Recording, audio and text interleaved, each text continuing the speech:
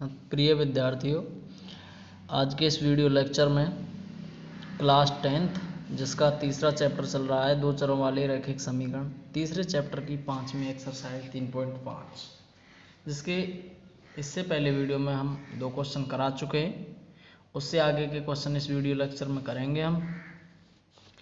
अगर चैनल पर आप पहली बार वीडियो देख रहे हैं तो चैनल को सब्सक्राइब कर लें और वीडियोज़ को ज़्यादा से ज़्यादा ग्रुपों में शेयर किया करें, जितने ग्रुप में आप ऐड हैं, जिससे और बच्चों को भी बेनिफिट मिल सके।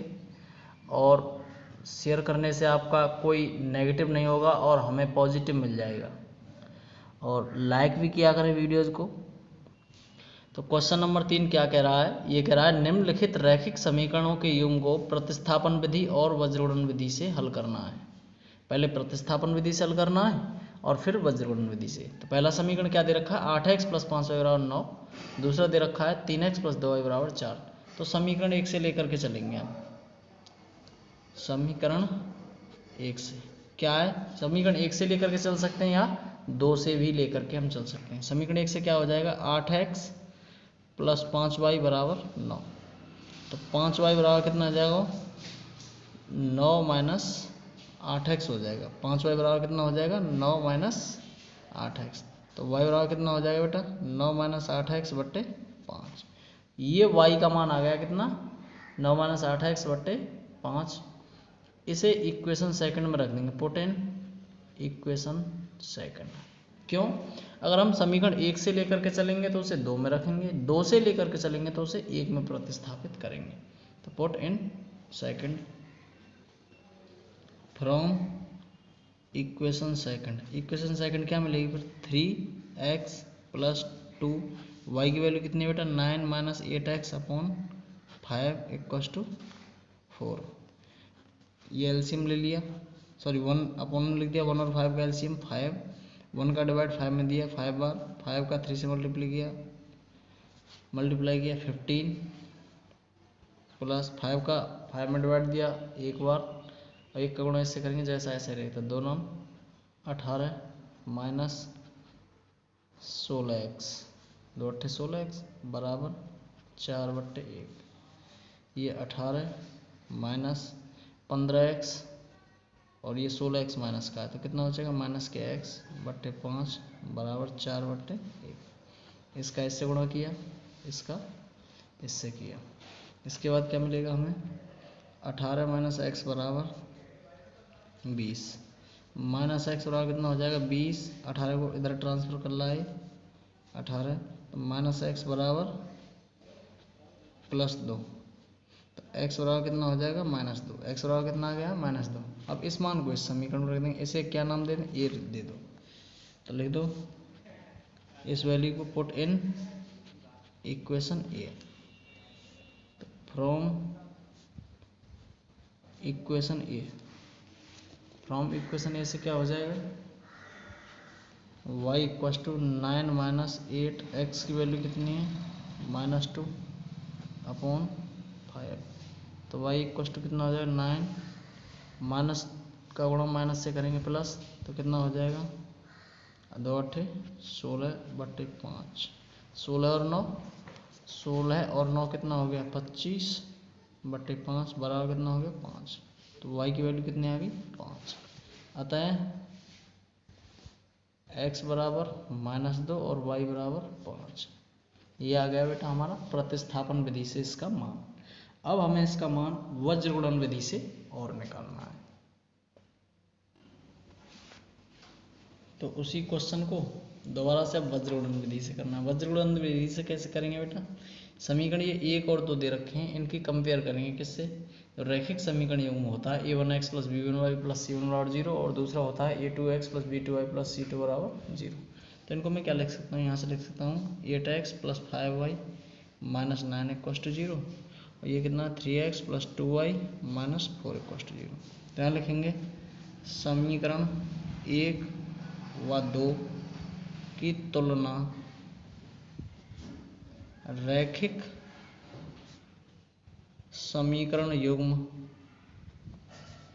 a1x + b1y + c1 = 0 व a2x plus B2Y plus C2 बराबर 0 से करने पर इनकी कंपेयर करेंगे तो क्या मिलेगा हमें मिलेगा बेटा A1 की वैल्यू 8, B1 की वैल्यू 5, C1 की वैल्यू -9, A2 की वैल्यू 3, B2 की वैल्यू 2, C2 की वैल्यू -4। अब वज्रगुणन विधि से क्या होता है, वज्रगुणन विधि से होता है बेटा x बट्टे B1 B2 C1 C2 बराबर y बट्टे C1 C2 A1 A2 बराबर 1 बट्टे A1 A2 B1 B2। अब इन वैल्यूओं को रख देंगे, फिर इनका ये क्रॉस गुणा कर देते हैं। तो x बट्टे B1 B2 की वैल्यू रखो, कितना है 5, ये 2, C1 C2 की वैल्यू कितनी है -9 -4 बराबर y बट्टे C1 C2 -9 -4, फिर A1 A2 की वैल्यू कितनी है 8 3, 1 बट्टे A1 A2 की वैल्यू कितनी है 8 3, B1 B2 की वैल्यू कितनी है बेटा 5 2। अब इनका इससे क्रॉस किया, इसका इससे, इसका इससे, इसका इससे, तो यहाँ से कितना मिलेगा बेटा x बट्टे 5 चौका 20 माइनस के 20, बीच में माइनस लगाएंगे 9 दूनी 18 बराबर y बट्टे 9 तिया 27 माइनस 4 अट्ठे 32, 1 बट्टे 8 दूनी 16 माइनस 15, तो x बट्टे कितना हो गया जो -20 प्लस 18 बराबर y बट्टे -27 प्लस 32 बराबर 1 बट्टे 16 में से 15 गए तो 1। इसे सॉल्व करेंगे तो कितना हो जाएगा -2, ये कितना हो जाएगा y बट्टे 5 और ये कितना हो जाएगा 1 बट्टे 1। इसे बेटा इक्वेशन फर्स्ट दे दिया, इसे सेकंड दे दिया, इसे इक्वेशन थर्ड दे दिया। तो क्या करेंगे हमने समीकरण फर्स्ट व थर्ड से, जब फर्स्ट व थर्ड से लेंगे तो कितना हो जाएगा x अपॉन -2 इक्वल टू 1/1। यहाँ से क्या मिलेगा इसका इससे क्रॉस किया, इसका इससे, तो कितना मिलेगा x बराबर -2 मिलेगा। अब समीकरण सेकंड व थर्ड से, सेकंड व थर्ड से क्या मिलेगा, सेकंड व थर्ड से क्या मिलेगा y/5 इक्वल टू 1/1। तो क्या हो जाएगा बेटा ये, इसका इससे क्रॉस किया, इसका इससे, तो y बराबर कितना मिल जाएगा 5। यही अपने आंसर हैं। तो दोनों तरीके से हो गया बेटा, आंसर दोनों विधियों से एक ही आएगा, आंसर पर कोई फर्क नहीं पड़ने वाला, लेकिन विधियों को अलग अलग तरीके से करना है। जैसे पहले वाले में प्रतिस्थापन विधि से किया, इसी क्वेश्चन को वज्रगुणन विधि से किया। समझ में आ गया होगा। आगे बढ़ते हैं क्वेश्चन नंबर 4 पर। बेटा क्वेश्चन नंबर 4 क्या कह रहा है, ये कह रहा है निम्न समस्याओं में रैखिक समीकरणों के युग्म बनाइए और उनके हल यदि उनका अस्तित्व है तो किसी बीजगणितीय विधि से ज्ञात कीजिए।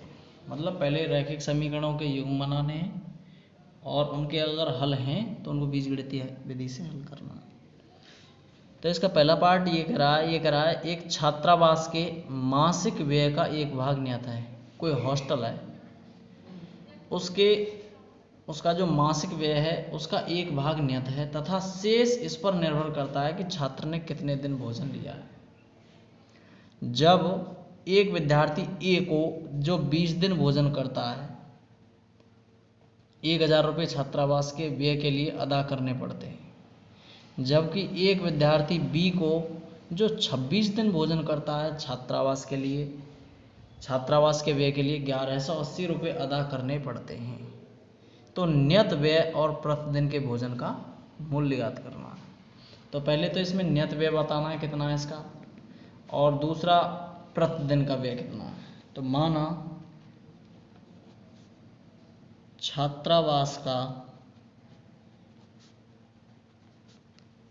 नियत व्यय मतलब नियत खर्च जो फिक्स है वो तो रहेगा ही रहेगा, वो x रुपये है, और प्रतिदिन का व्यय कितना है बेटा, वाई रुपये। छात्रावास का नियत व्यय एक्स रुपये, प्रतिदिन का व्यय वाई रुपये। तो केस फर्स्ट मतलब प्रथम स्थिति। प्रथम स्थिति में क्या है, उसने कहा एक छात्रावास के मासिक व्यय का एक भाग नियत है तथा शेष इस पर निर्भर करता है छात्र ने कितने दिन भोजन लिया। जब एक विद्यार्थी को 20 दिन भोजन करना है या 20 दिन उसने भोजन किया तो 1000 रुपये अदा करने पड़ते हैं। तो यहाँ लिखो केस फर्स्ट में, जब छात्र ए 20 दिन भोजन करता है, जब छात्र ए 20 दिन भोजन करता है तब उसका कुल व्यय बराबर 1000 रुपये। तो वो खर्च कैसे कैसे करेगा, एक फिक्स चार्ज जो बताया हमने नियत व्यय वो तो रहेगा ही रहेगा एक्स रुपये, और प्रतिदिन का कितना वाई रुपये। तो 20 दिन उसने भोजन किया है तो बेटा कितना हो जाएगा, 20 दिन का 20 वाई। टोटल जब निकालना है, योग निकालना है, कुल चार्ज कितना होगा, कुल खर्च कितना होगा, तो x + 20 वाई बराबर 1000 रुपये। इक्वेशन फर्स्ट समझ में आ गया होगा। दोबारा से बोलता हूँ, उसने कहा जब छात्र ए 20 दिन भोजन करता है तो प्रतिदिन का व्यय कितना है, वाई रुपये, मतलब एक दिन का वाई रुपये। तो 20 दिन का कितना हो जाएगा, 20 वाई, और ये एक्स्ट्रा चार्ज सभी पर लगेगा, फिक्स चार्ज है ये। तो x + 20 वाई बराबर 1000। अब केस सेकंड,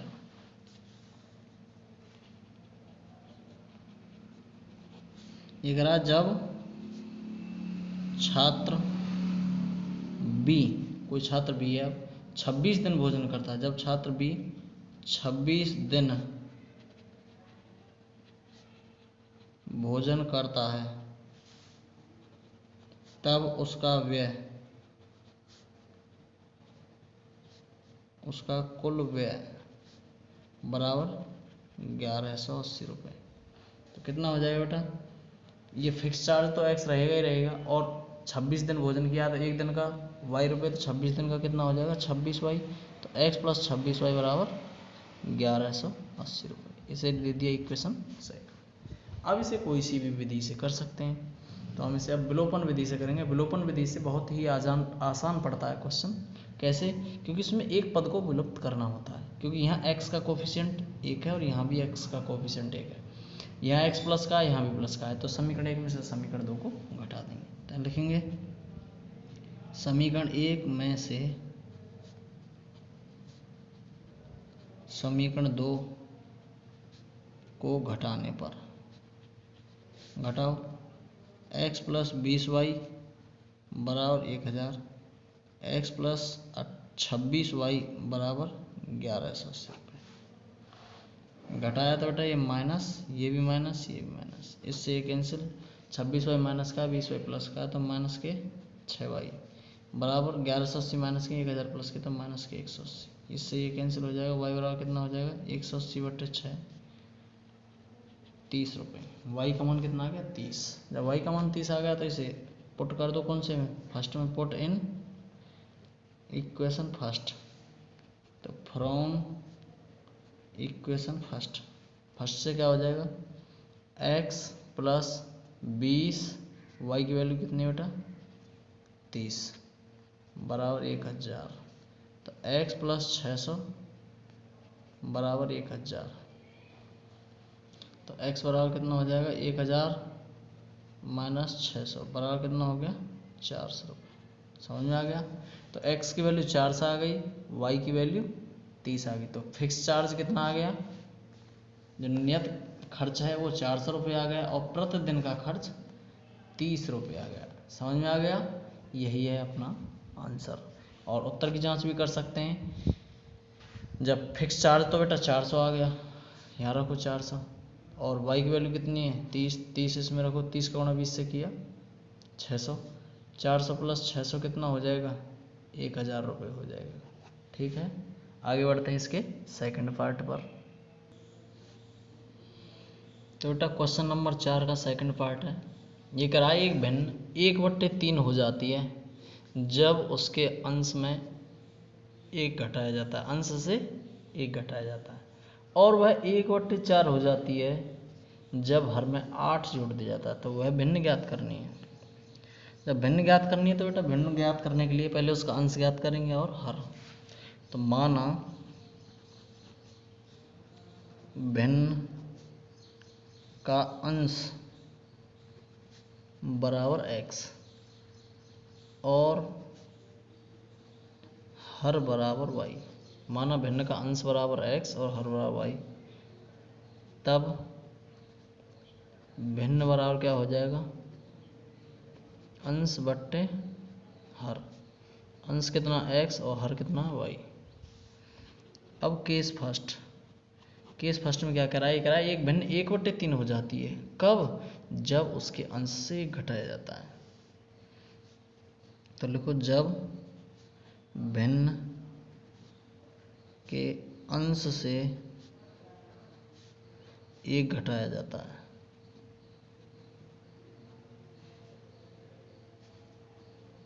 तब भिन्न 1/3 हो जाती है। तो कैसे करेंगे, जब भिन्न के अंश से 1 घटाया जाता है। तो भिन्न कितनी है बेटा, x/y, उसके अंश से 1 घटा दिया तो x - 1/y। भिन्न कितनी हो रही है, 1/3। अब इसका क्रॉस कर देंगे, क्रॉस किया तो कितना हो गया, 3x - 3 बराबर y। तो कितना हो जाएगा बेटा, 3x - y बराबर 3। Equation first. केस सेकंड में क्या कह रहा है, भिन्न 1/4 हो जाती है जब हर में 8 जोड़ दिया जाता है। जब भिन्न के हर में 8 जोड़ दिया जाता है तो वह 1/4 हो जाती है। तब कैसे लिखेंगे, तब भिन्न कितनी हो जाएगी बेटा, x/y थी, उसके हर में 8 जोड़ा तो x/y + 8। भिन्न कितनी हो जाएगी, 1/4। भिन्न थी x/y, उसके हर में 8 जोड़ दिया तो x/y + 8 बराबर भिन्न कितनी होगी, 1/4। अब इसका इससे क्रॉस कर दो तो कितना हो गया, 4x = y + 8। तो ये कितना हो जाएगा, 4x - y = 8। Equation second. अब सिंपल है, अब इसे विलोपन विधि से कर देना है। तो समीकरण 1 में से समीकरण 2 को घटाने पर, तो घटाएंगे तो बेटा 3x - y बराबर 3, ये 4x - y बराबर 8। ये घटाएंगे, ये माइनस, ये प्लस, ये माइनस, इससे ये कैंसिल। 3x प्लस के 4x माइनस के तो -x बराबर 3 प्लस के 8 माइनस के तो 3 में से 8 गया तो -5, ये कैंसिल। x बराबर कितना आ गया, 5। अब x बराबर 5 को कोई सी इक्वेशन में रख दो तो put in equation first. From equation first कितना हो जाएगा, 3x की वैल्यू 5 - y बराबर 3। 3 × 5 = 15 - y बराबर 3। तो -y बराबर कितना हो गया, 3 - 15। -y बराबर 3 में से 15 गया तो -12। माइनस से माइनस कैंसिल हो जाएगा तो y की वैल्यू कितनी आ गई बेटा, यहाँ से y की वैल्यू आ गई 12 और x की वैल्यू कितनी आ गई, 5। तो भिन्न कितनी हो जाएगी, भिन्न थी हमारी x/y, x की वैल्यू 5 हर की और y की वैल्यू 12। तो भिन्न कितनी होगी, 5/12। आगे बढ़ते हैं इसके थर्ड पार्ट पर। तो बेटा क्वेश्चन नंबर 4 का थर्ड पार्ट ये करा है, यश ने, बहुत ही इम्पोर्टेंट क्वेश्चन है, आ जाता है इसके बीच का। ये करा है, यश ने एक टेस्ट में 40 अंक अर्जित किए। यश नाम का कोई लड़का है, उसने एक टेस्ट में 40 अंक अर्जित किए, जबकि उसे प्रत्येक सही उत्तर पर 3 अंक मिले और अशुद्ध मतलब गलत उत्तर पर 1 अंक की कटौती की जाए। मतलब सही क्वेश्चन करेगा तो उसे 3 नंबर मिलेंगे, अगर गलत क्वेश्चन करेगा तो उस पर 1 अंक काट लिया जाएगा। ऐसी स्थिति रही तो उसे 40 अंक मिलते हैं। यदि उसे सही उत्तर पर 4 अंक मिले और गलत उत्तर पर 2 अंक की कटौती की जाए या 2 अंक कटते हैं तो यश 50 अंक अर्जित करता है। तो टेस्ट में कितने प्रश्न थे, ये चीज़ ज्ञात करनी है। तो माना यश द्वारा किए गए सही प्रश्नों की संख्या, माना यश द्वारा किए गए सही प्रश्नों की संख्या बराबर x और यश द्वारा किए गए गलत प्रश्नों की संख्या बराबर y। तो यश द्वारा किए गए सही प्रश्नों की संख्या x और यश द्वारा किए गए गलत प्रश्नों की संख्या y। अब केस फर्स्ट में क्या कह रहा है, वो कह रहा है बेटा यश ने एक टेस्ट में 40 अंक अर्जित किए जबकि उसे प्रत्येक सही उत्तर पर 3 अंक मिलते। तो सही प्रश्न कितने किए बेटा उसने x, और सही प्रश्न पर उत्तर कितने मिलने हैं 3। जब एक प्रश्न पर 3 मिल रहे हैं तो x प्रश्नों पर कितने मिलेंगे 3x, ठीक है। और गलत उत्तर पर या अशुद्ध उत्तर पर 1 अंक काट लिया जाता है मतलब वो नेगेटिव मार्किंग है, मतलब वो माइनस कर दिया जाएगा। तो गलत प्रश्न कितने किए हैं उसने y, जब 1 का इससे गुणा किया जाएगा -1 का, तो -1 गुणा y, तो ये दोनों प्रश्न मिला करके या दोनों प्रश्नों के अंक मिला करके कितने हो रहे हैं 40। दोबारा से सुने, सही प्रश्न किए उसने x, एक सही प्रश्न पर 3 अंक मिल रहे हैं तो 3 गुणा x हो गया। गलत प्रश्न किए इसने y, गलत प्रश्न पर 1 अंक नेगेटिव होता है तो y का गुणा -1 से कर दीजिएगा, तो दोनों को मिला करके कितने मिल रहे हैं 40। तो यहाँ से कितना हो जाएगा 3x - y बराबर 40, इक्वेशन फर्स्ट। अब केस सेकंड में क्या है, सही उत्तर पर 4 अंक मिलते हैं तो सही कितने किए हैं मान के चलें x, तो सही पर मिल कितने रहे बेटा 4, तो 4x हो गया।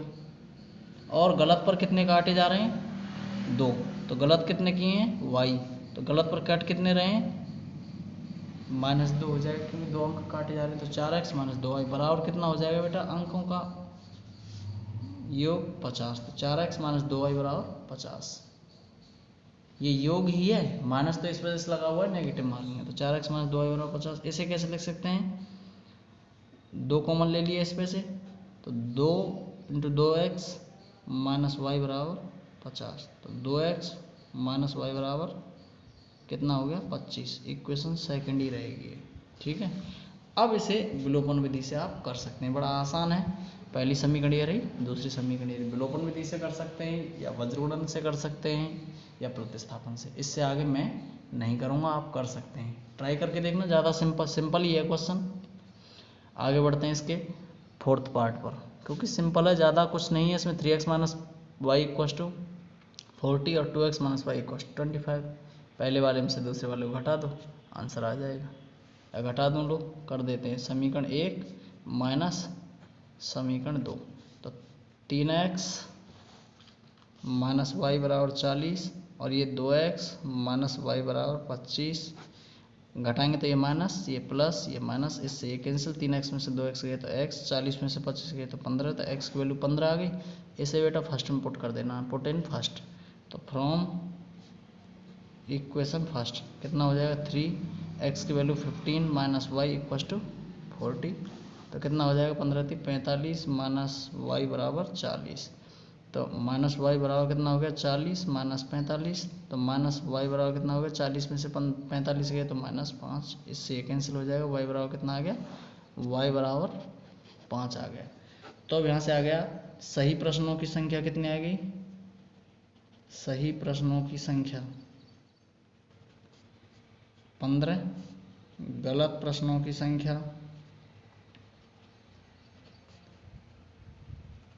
बराबर 5। कुल प्रश्न कितने हो गए बेटा, कुल प्रश्नों की संख्या हो गई 15 + 5 = 20। समझ में आ गया। आगे बढ़ते हैं इसके फोर्थ पार्ट पर। तो फोर्थ पार्ट है बेटा इसका। ये कह रहा है एक राजमार्ग पर एक हाईवे है कोई, उस पर दो स्थान हैं ए और बी जो 100 किलोमीटर की दूरी पर हैं। ये दो स्थान हो गए ए और बी, दोनों के बीच की दूरी कितनी है 100 किलोमीटर। एक कार ए से तथा दूसरी कार बी से एक ही समय चलना प्रारंभ करती हैं। यदि ये कारें भिन्न भिन्न चालों से एक ही दिशा में चलती हैं, मतलब स्थान ए से ये कार ए है, कोई कार है जो स्थान ए से चल रही है, कोई दूसरी कार है जो स्थान बी से चल रही है। जब ये और इनकी चालें अलग अलग हैं, इसकी चाल कोई x किलोमीटर प्रति घंटा मान लेंगे और इसकी चाल y किलोमीटर प्रति घंटा मान लेंगे। जब ये एक ही दिशा में चलती हैं, मतलब ये इधर जा रही है और ये भी इधर जा रही है, तो ये दोनों कारें 5 घंटे बाद मिलती हैं। जब ये विपरीत दिशा में चलती हैं, विपरीत दिशा मतलब ये तो इधर से चले और ये इधर से चले, तब ये 1 घंटे पश्चात मिलती है। तो दोनों कारों की चाल ज्ञात करनी है। माना स्थान ए से चलने वाली कार की चाल, माना स्थान ए से चलने वाली कार की चाल बराबर x किलोमीटर प्रति घंटा और स्थान बी से चलने वाली कार की चाल बराबर y किलोमीटर प्रति घंटा। तो स्थान ए से चलने वाली कार की चाल x किलोमीटर प्रति घंटा, स्थान बी से चलने वाली कार की चाल y किलोमीटर प्रति घंटा। अब केस फर्स्ट यहाँ लिखेंगे, जब कारें एक ही दिशा में चलती हैं तब वे 5 घंटे बाद मिलती हैं। 5 घंटे बाद मिलती हैं।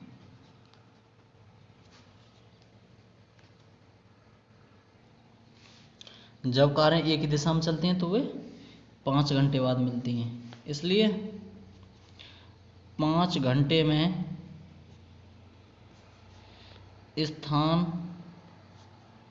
ए से चली दूरी माइनस 5 घंटे में स्थान बी से चली दूरी, दोनों का अंतर कितना हो जाएगा बेटा 100 किलोमीटर। क्यों? क्योंकि जब एक ही तरफ चल रही हैं, जैसे इधर की तरफ चल रही हैं, एक ही तरफ चल रही हैं, जैसे ऐसे चलें या ऐसे चलें इधर की तरफ, तो स्थान ए से चलने वाली कार की चाल x किलोमीटर प्रति घंटा, स्थान बी से चलने वाली कार की चाल y किलोमीटर प्रति घंटा, तो 5 घंटे बाद मिलेंगी। तो ये 5 घंटे में जितनी डिस्टेंस कवर करेगी तो 5x, ये कितनी डिस्टेंस कवर करेगी 5y, तो दोनों के बीच का जो डिफरेंस है शुरुआत में कितना रहेगा 100 रहेगा, लेकिन 5 घंटे बाद एक दूसरे को मिल जाएंगे। तो 5 घंटे में स्थान ए से चली गई दूरी 5x, 5 घंटे में स्थान बी से चली गई दूरी 5y, तो 5x माइनस 5y बराबर 100। तो x माइनस वाई बराबर कितना हो गया बेटा 20। Equation first. अब केस सेकंड। केस सेकंड क्या है, जब कारें विपरीत दिशा में चलती हैं, विपरीत दिशा में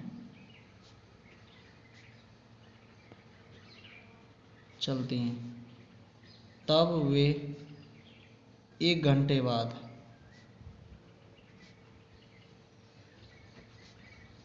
मिलती हैं, तब वे 1 घंटे बाद मिलती हैं। तो 1 घंटे में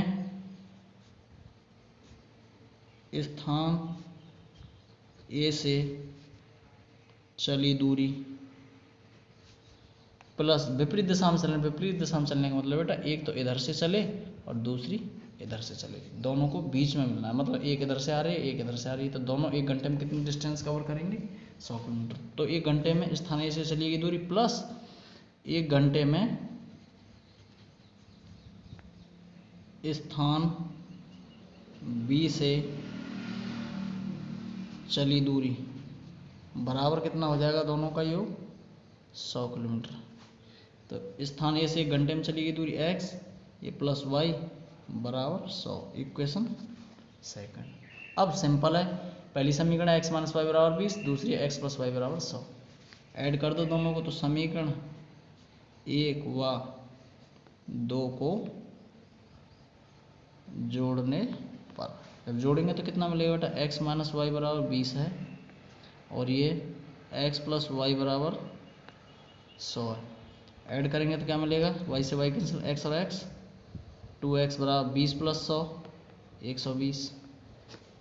तो 2x बराबर कितना हो गया 120, तो x बराबर कितना हो गया 60। जब x बराबर 60 हो गया, पुट इन फर्स्ट, तो फ्रॉम फर्स्ट से कितना मिलेगा बेटा 60 माइनस वाई बराबर 20, तो ये y बराबर कितना हो जाएगा 60 माइनस 20, क्योंकि y को इधर ट्रांसफर कर लाए हम और 20 को इधर ले गए, तो y बराबर 60 माइनस 20, तो y बराबर कितना हो गया 60 में से 20 गया तो 40।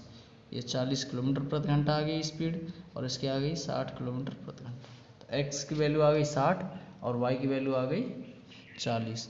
तो स्थान ए से चलने वाली कार की जो चाल थी x थी, तो उसकी स्पीड आ गई 60 किलोमीटर प्रति घंटा। स्थान बी से चलने वाली कार थी तो उसकी चाल मानी थी हमने y किलोमीटर प्रति घंटा, तो y की वैल्यू आ गई 40 किलोमीटर प्रति घंटा। समझ में आ गया होगा क्वेश्चन। अब बढ़ते हैं इसके लास्ट क्वेश्चन पर। तो बेटा इसका 5वां क्वेश्चन है, इसका जो लास्ट क्वेश्चन है इस एक्सरसाइज का। एक आयत का क्षेत्रफल 9 वर्ग इकाई कम हो जाता है। कोई आयत है, उसका क्षेत्रफल 9 वर्ग इकाई कम हो जाता है। कब? यदि उसकी लंबाई 5 इकाई कम कर दी जाती है और चौड़ाई 3 इकाई बढ़ा दी जाती है। अब दूसरी कंडीशन कह रहा है, यदि हम लंबाई को 3 इकाई और चौड़ाई को 2 इकाई बढ़ा दें तो क्षेत्रफल 67 वर्ग इकाई बढ़ जाता है। आयत की विमाएं पूछ रहा है। तो बेटा आयत की विमाएं माना विमाएं का मतलब भुजाएं, माना आयत की लंबाई बराबर x और चौड़ाई बराबर y। आयत की लंबाई x, चौड़ाई y। आयत का क्षेत्रफल कितना हो जाएगा, लंबाई गुणा चौड़ाई। तो लंबाई कितनी x, चौड़ाई कितनी y, तो x इंटू वाई। आयत की लंबाई x, चौड़ाई y, तो आयत का क्षेत्रफल कितना हो गया, लंबाई गुणा चौड़ाई। अब केस फर्स्ट में क्या कह रहा है, वो कह रहा है आयत का क्षेत्रफल 9 वर्ग इकाई कम हो जाता है यदि उसकी लंबाई 5 इकाई कम कर दी जाती है। तो नई लंबाई क्या हो जाएगी, नई लंबाई x माइनस 5, चौड़ाई, नई चौड़ाई 3 इकाई बढ़ा दी जाती है। तो चौड़ाई पहले कितनी थी y, तो y में 3 बढ़ा दिया तो y प्लस 3। अब क्या स्थिति हो जाएगी, उसने कहा है लंबाई 5 इकाई कम कर दी जाती है और चौड़ाई 3 इकाई बढ़ा दी जाती है, तो क्षेत्रफल 9 वर्ग इकाई कम हो जाता है। तो प्रश्नानुसार अब नया क्षेत्रफल कितना हो जाएगा बेटा, x minus 5 into y plus 3, लंबाई गुणा चौड़ाई।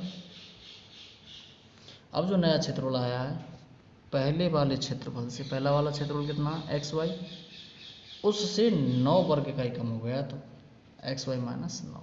समझ में आ गया। अब इसका इससे गुणा किया एक्स वाई, इसका इससे किया 3x, इसका इससे किया माइनस 5y, इसका इससे किया minus 15 equals to x y minus 9। X y से एक्स वाई कैंसिल, यहाँ से कितना मिलेगा बेटा 3x माइनस 5y बराबर माइनस के 15 इधर ले गए, प्लस के 15, 15 में से 9 गया तो 6। Equation first. अब केस सेकंड। अब केस में कह रहा है, केस सेकंड में कि हम लंबाई को 3 इकाई, तो इसमें क्या कह रहा है, अब लंबाई कितनी हो जाएगी, फिर पहले तो x थी, अब उसमें 3 इकाई और चौड़ाई को 2 इकाई बढ़ा दें। तो पहले लंबाई x थी तो इसमें 3 इकाई बढ़ा दिया तो x प्लस 3, चौड़ाई y थी उसमें 2 इकाई बढ़ा दिया तो y प्लस 2, तो x प्लस 3 लंबाई हो गई, चौड़ाई कितनी हो गई y प्लस 2। तो क्षेत्रफल कितना हो जाएगा, जो क्षेत्रफल है वो पहले वाले क्षेत्रफल से 67 इकाई बढ़ जाएगा। तो पहला क्षेत्रफल कितना था XY, उससे 67 इकाई बढ़ गया। अब क्षेत्रफल ये कितना हो जाएगा, x + 3 × y + 2 बराबर XY + 67।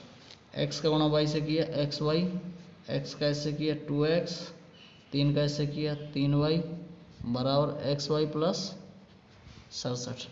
XY से XY कैंसिल हो गया, तो ये कितना हो गया 3x + 2x + 3y बराबर 67।